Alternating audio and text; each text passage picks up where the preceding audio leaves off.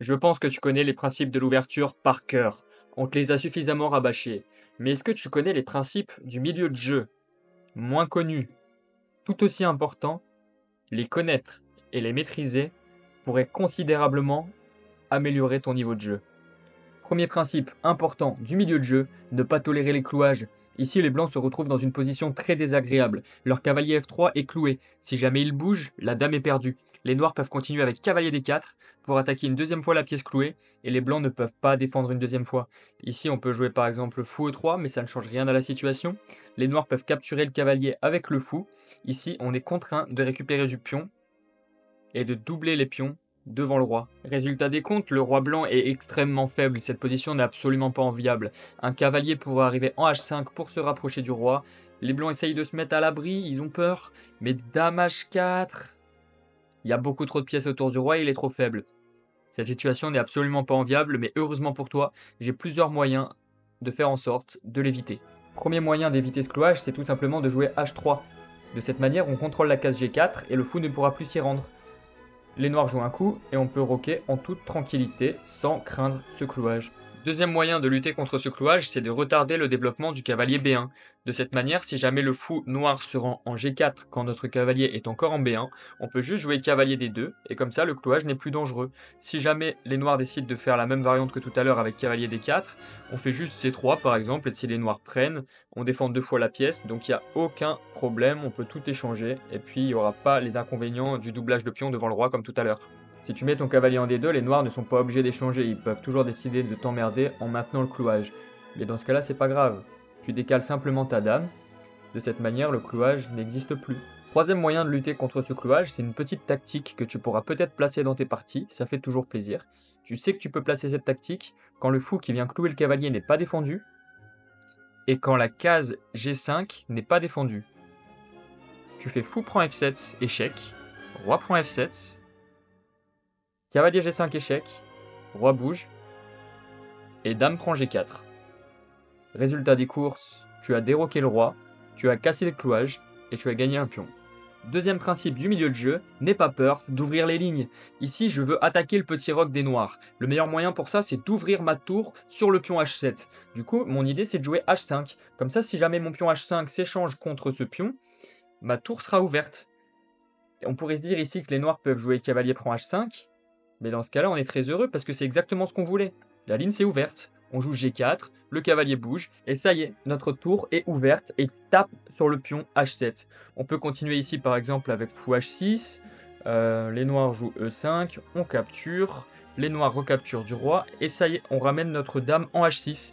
Et si jamais on peut se permettre de faire ça, c'est grâce à la tour qui est désormais ouverte. Le roi recule en H8, avec les blancs on peut simplement continuer par G5, attaque le cavalier, si jamais il bouge, c'est échec et mat en H7, si jamais il décide de se mettre entre la dame et la tour, dans ce cas-là on peut jouer un coup comme cavalier G3, il ne peut pas capturer sinon il y a toujours l'échec et mat, et si jamais il ne capture pas, eh ben, on va capturer nous-mêmes, et les noirs vont avoir une position dégueulasse.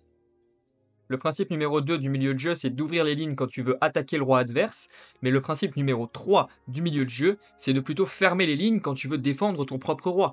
Ici, par exemple, si jamais je ne suis pas attentif et que je joue cavalier D7, les noirs peuvent jouer G5 pour ouvrir les lignes, et mon fou est attaqué, mon pion est attaqué, je dois prendre, et là, la tour est ouverte sur mon roi, c'est le même scénario que tout à l'heure, sauf que cette fois-ci, c'est pas dans mon intérêt. Donc ici, je ne joue pas cavalier D7, je vais plutôt comprendre et anticiper ce que veulent faire les blancs, ouvrir mon roi, et je vais décaler mon fou en G7. Comme ça, maintenant, quand les blancs jouent G5, mon fou n'est plus attaqué, il est en G7, et j'ai la possibilité de fermer le jeu. Si les blancs font la même chose de l'autre côté avec H5, bah je joue juste G5 pour fermer le jeu de l'autre côté. Ce qu'on vient de faire là, c'est fermer les lignes. La tour H1 tape sur son propre pion, ce qui n'aurait pas été le cas si jamais on n'avait pas respecté le troisième principe du milieu de jeu, fermer les lignes lorsque l'adversaire attaque notre roi. Quatrième principe du milieu de jeu, pénétrer la seconde rangée adverse.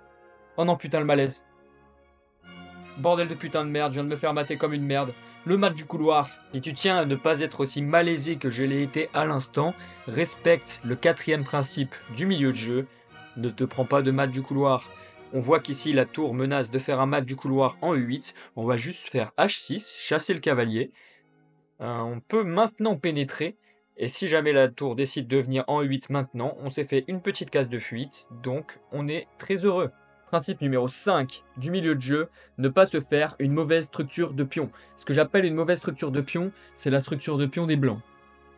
Ils ont un îlot, 2 îlots, 3 îlots, tandis que côté noir, il y a un îlot. Les pions sont tous unis, ils sont ensemble, ils peuvent se protéger entre eux. Ce n'est pas du tout le cas des blancs, chaque îlot est une faiblesse supplémentaire. Principe numéro 5 du milieu de jeu, éviter à tout prix les pions doublés et de se faire trop d'îlots. Principe numéro 6 du milieu de jeu, toujours attaquer la base des chaînes de pions. Ici, je pourrais vouloir attaquer ce pion ou ce pion, mais c'est futile.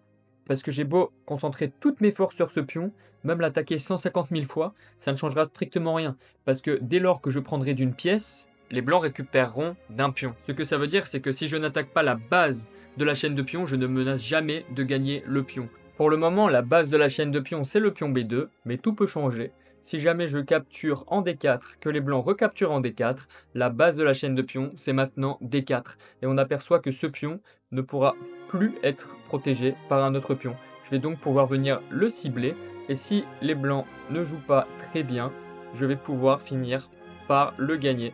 Ici, je l'attaque 3 fois ce pion. Les blancs, s'ils veulent, peuvent venir le défendre une fois de plus. Sans quoi j'allais gagner le pion, parce que je l'attaque 3 fois tandis qu'il était défendu que 2 fois. Maintenant il est défendu 3 fois, mais malheureusement un défenseur vient de partir du pion B2 et je peux gagner le pion B2. Septième principe du milieu de jeu, mets tes tours sur les colonnes ouvertes. Pourquoi? Parce que là on constate que la tour A1 et la tour F1 sont des pièces tristes. Elles ne servent à rien, elles tapent sur leur propre pion. Tandis que si jamais je décale cette tour F sur la colonne E, d'un coup elle rayonne bien plus. Elle tape 7 cases en avant au lieu de taper seulement une case en avant et sur son propre pion. Et de cette manière, on pourra peut-être rentrer sur la colonne adverse, ce qui permettra de créer des menaces. Et dernière chose, le fait d'entrer sur la colonne ouverte empêche l'adversaire d'entrer lui-même sur la colonne ouverte. Là, si jamais il vient, je peux simplement capturer, les noirs recapturent, et je mets mon autre tour sur la colonne ouverte. Donc finalement, après l'échange, c'est toujours moi qui ai possession de la colonne, et je suis toujours très heureux. Bon, après, c'est pas toujours de tels boulevards, les colonnes ne sont pas toujours ouvertes de cette manière, des fois elles sont simplement semi-ouvertes. Dans cette position, il n'y a pas de colonne ouverte, donc on peut pas mettre notre tour sur une colonne ouverte, mais par contre on peut trouver une colonne semi-ouverte, la colonne C. C'est une colonne semi-ouverte, tout simplement parce qu'il n'y a aucun pion blanc qui vient gêner la trajectoire de notre tour. Huitième principe du milieu de jeu, double tes tours. Ça te permettra de considérablement renforcer la domination de la colonne que tu contrôles. À terme, l'objectif sera de pénétrer dans le camp adverse et tout l'intérêt d'avoir doublé les tours, c'est que la tour qui reste sur la première rangée sera là pour protéger la tour qui a pénétré le camp adverse. Ce qui nous amène au huitième principe du milieu de jeu, pénètre la deuxième rangée adverse dès que tu en as l'occasion. Ça te permettra de prendre énormément d'espace dans le camp ennemi, de créer beaucoup de menaces et surtout d'attaquer les pions qui auront beaucoup de mal à se défendre. Neuvième principe du milieu de jeu, privilégier les cavaliers aux fous dans les positions fermées. Pourquoi? Parce qu'il est tout simplement meilleur. Grâce à sa capacité à enjamber absolument tout, il peut naviguer dans les positions fermées comme si elles étaient ouvertes en vérité.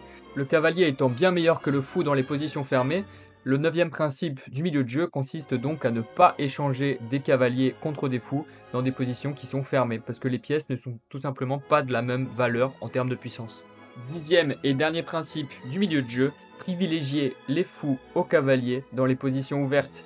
Ici, avec les noirs, on découpe tous les chéquiers avec nos fous. Ils sont extrêmement forts parce que la position est ouverte et contrairement à tout à l'heure, ils ne tapent pas sur leur propre pion. C'est donc typiquement le genre de position où on n'a pas envie d'échanger un fou contre un cavalier adverse. Si jamais tu te sens bloqué dans ta progression, que tu ne sais plus comment avancer vers ton objectif, clique sur le lien qui se trouve dans ma bio pour réserver un coaching gratuit avec moi.